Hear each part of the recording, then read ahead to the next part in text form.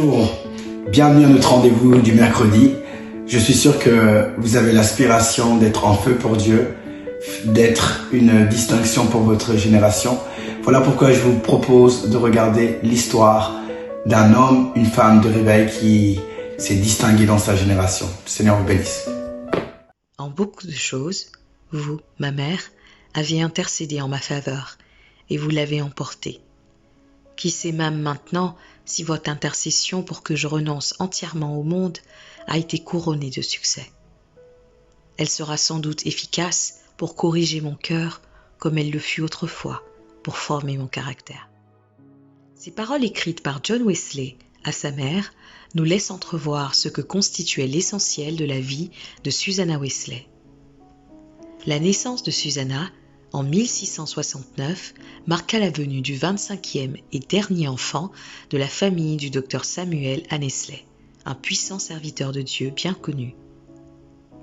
Ses parents étaient des ouvriers de Dieu, pleins de grâce et inlassables dans son œuvre. Ils s'étaient souciés de rendre agréable le foyer durant toute leur vie, considérant que celui-ci était le premier endroit où l'on devait enseigner la Bible. Le culte familial y avait toute sa place.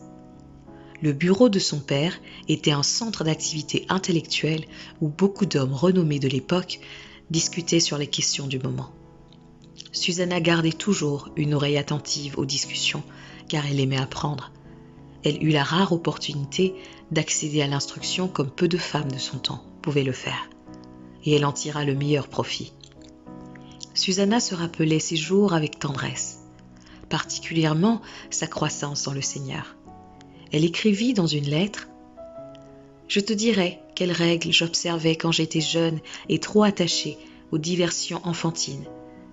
Ne jamais passer plus de temps dans les simples loisirs en une seule journée que dans des dévotions religieuses personnelles. » Au cours de sa vie, elle suivit l'exemple de sa mère, consacrant 1 heure, matin et soir, à prier et méditer les Écritures. D'après ce qu'elle écrivit un jour, on se rend compte de la place que tenait la prière dans sa vie. « Loué soit Dieu pour toute journée où nous nous conduisons bien. Mais je ne suis pas encore satisfaite parce que je ne profite pas beaucoup de Dieu. Je sais que je suis encore trop loin de lui. Je désire tenir mon âme plus étroitement unie à lui par la foi et l'amour. » En 1688, à 19 ans, elle épousa Samuel Wesley. Cependant, elle n'avait pas prévu la vie difficile qu'ils allaient vivre.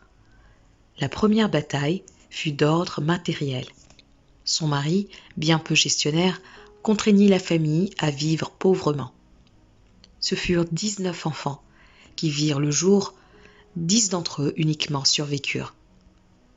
Quelles que fussent les circonstances, Susanna était résolue à s'occuper de sa famille de la meilleure façon possible. Bien que leurs ressources limitées, elle commença une école quotidienne pour ses enfants. Elle disait que son but était exclusivement le salut de leur âme. Et par conséquent, l'instruction académique rigoureuse ne prit jamais la priorité sur l'instruction dans la parole de Dieu. Au foyer de Samuel Wesley, on n'omettait jamais le culte familial dans le programme de la journée. Quelle que fût l'occupation des membres de la famille ou des serviteurs, tous se réunissaient pour adorer Dieu. Lorsque son mari s'absentait, Susanna, le cœur enflammé par le feu du ciel, dirigeait les prières.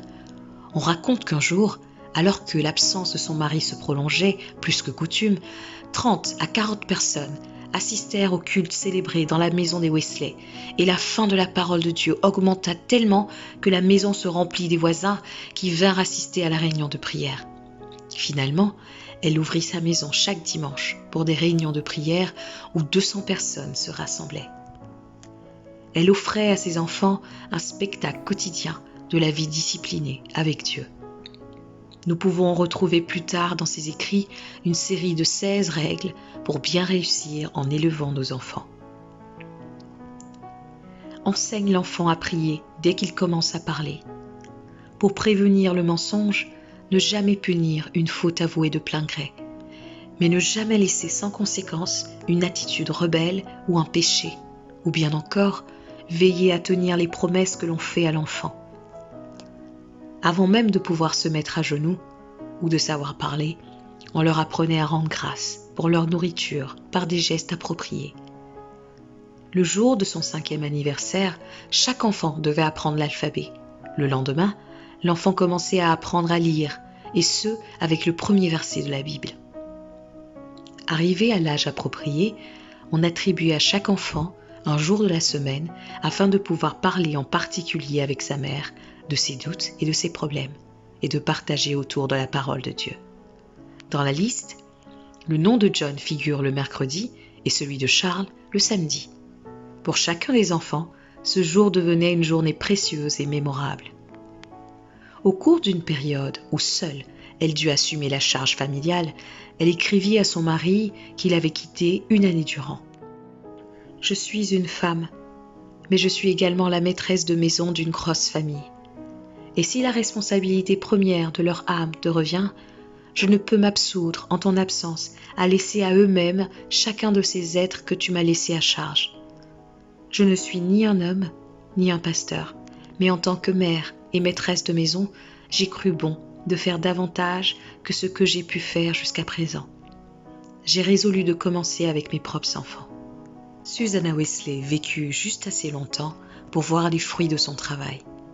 2 mois avant sa mort, en juillet 1742, son fils John prêcha une série de messages de réveil dans leur ville natale d'Head Point, en Angleterre.